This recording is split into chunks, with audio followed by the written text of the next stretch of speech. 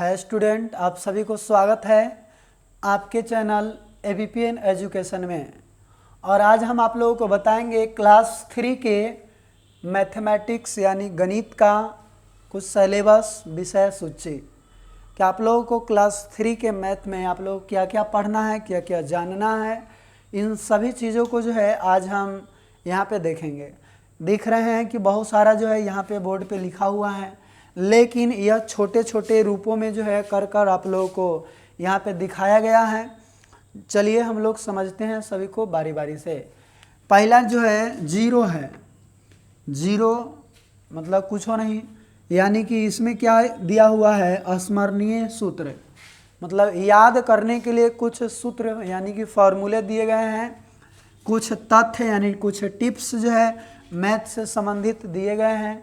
फिर मानसिक योग्यता, मेंटल एबिलिटी, ठीक है, यानी कि मानसिक योग्यता थोड़ा सा जैसे रीजनिंग टाइप का क्वेश्चन जो है इसमें है, ठीक है।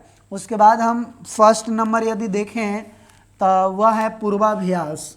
मतलब क्या है, पिछले क्लासों में, पिछले कक्षाओं में जो आप पढ़े हैं उसका दोहराना यानी पुनरावृत्ति करना, फिर से उसको एक बार रिवीजन करना, वह होता है पूर्वाभ्यास होता है, ठीक है। तो इसमें जो हम पिछले क्लास में जो भी पढ़े हैं उसको शॉर्ट रूप से एक बार देखेंगे पूर्वाभ्यास के अंतर्गत। उसके बाद दूसरा नंबर जो है साधारण भिन्न। साधारण भिन्न मतलब सिंपल भिन्न होंगे, और इसमें जो है आप लोग को जोड़ मिलेगा भिन्न का, फिर घटाव, फिर गुणा, फिर भाग, इस प्रकार से जो है क्वेश्चन मिलेंगे साधारण भिन्न में।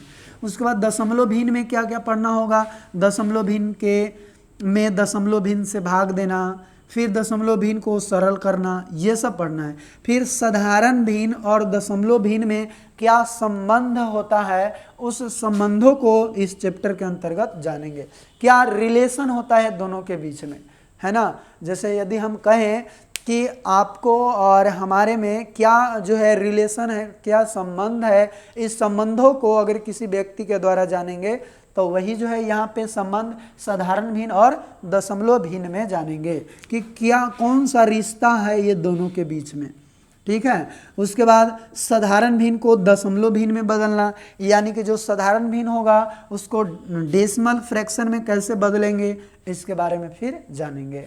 और अगला जो है बहुत ही इम्पोर्टेंट, कोई भी चैप्टर का जो है यह इम्पोर्टेंट है किसी भी चैप्टर के लिए, जैसे एकीक नियम।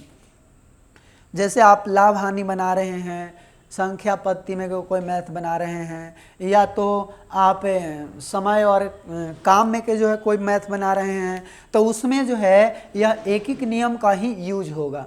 एकीक नियम क्या होता है, एक एक करके किसी चीज़ का वैल्यू को निकालना। जैसे अगर हम बात करें कि कहे कि 10 चॉकलेट जो है 50 रुपया में देता है, तो एक चॉकलेट कितना में देगा और 100 चॉकलेट फिर कितना में देगा, इसको निकालना होगा। तो इस प्रकार के कुछ मैथ को हम इस एकीक नियम के अंतर्गत ही बनाते हैं। अगला देख रहे हैं प्रतिशत, परसेंटेज, और ये भी परसेंटेज बहुत ही अच्छा चैप्टर है। और ये प्रतिशत का मतलब हम जानेंगे कि प्रतिशत जो है इस प्रकार से होता है और इसका मतलब 1/100 होता है। और यह प्रतिशत का क्या है, साइन है, सिंबल है।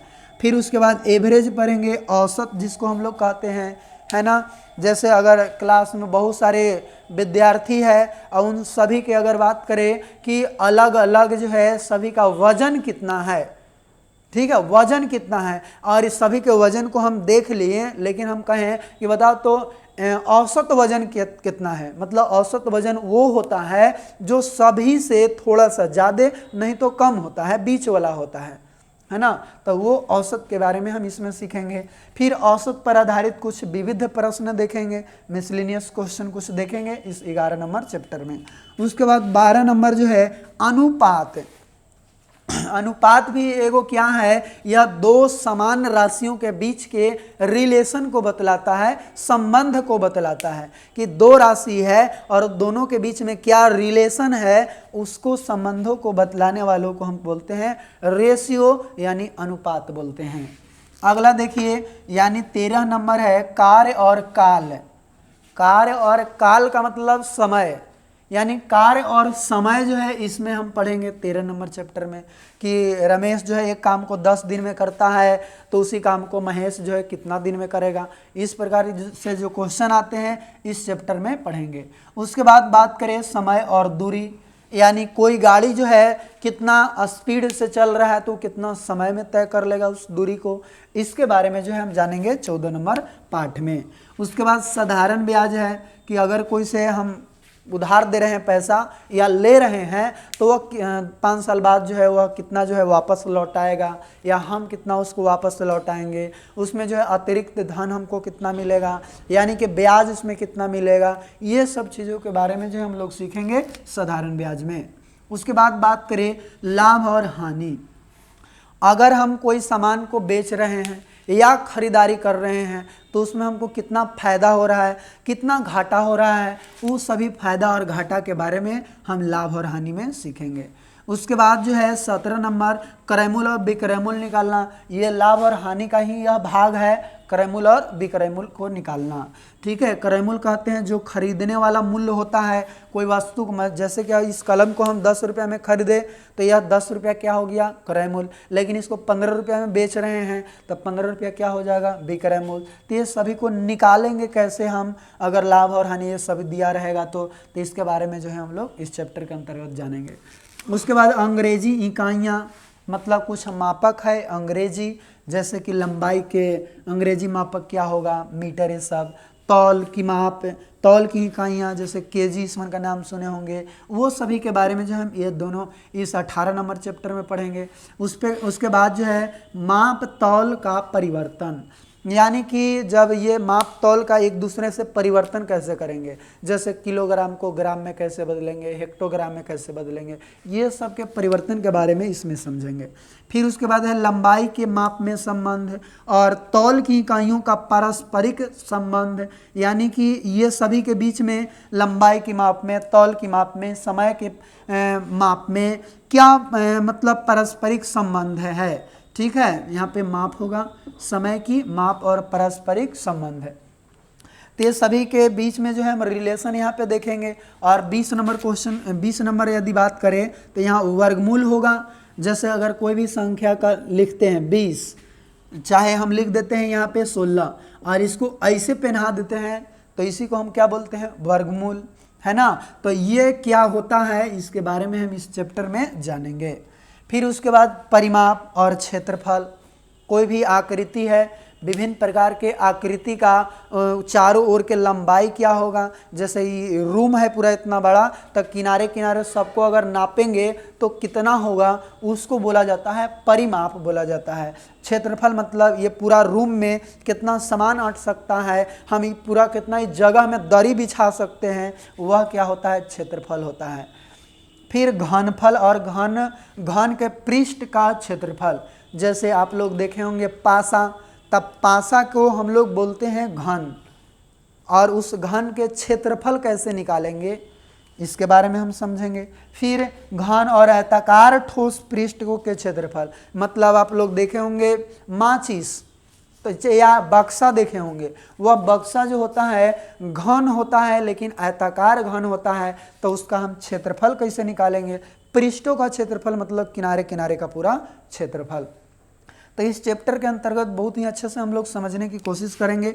अगला जो है 23 नंबर घातांक यानी पावर, अगर कोई संख्या के पावर 0 है तो 1 कैसे होता है। फिर जो है और भी अलग अलग अगर पावर रहेगा तो उन सभी के बीच में क्या जो है रिलेशन है, क्या जो है उसके मतलब प्रोसेस है बनाने का, ये सभी चीज़ों के बारे में घातांक में हम लोग जानेंगे। अगला जो है तापमान यानी टेम्परेचर किस किस टाइप्स के होते हैं वो सभी देखेंगे, है ना। किस प्रकार एक दूसरे को हम रूपांतरण कर सकते हैं, एक दूसरे में बदल सकते हैं, वो भी चीज़ जो है यहाँ पे सीखेंगे।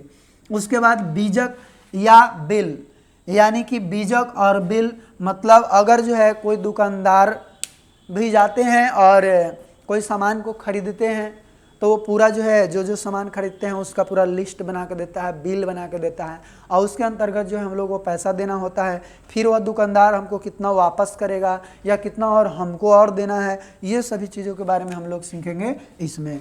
उसके बाद ज्यामिति है, और यह ज्यामिति में हम लोग जैसे कि बिंदु के बारे में, कोण, फिर जो है हम लोग त्रिभुज, ये सभी चीज़ों के बारे में हम लोग सीखेंगे कि कोण कितने प्रकार का होता है, रेखा कितने टाइप्स के होता है, त्रिभुज के कौन कौन सा प्रकार होता है, ये सभी चीज़ों के बारे में ज्यामिति के अंतर्गत सीखेंगे। उसके बाद जो है लास्ट में यहाँ पे आपको उत्तरमाला दिया रहेगा।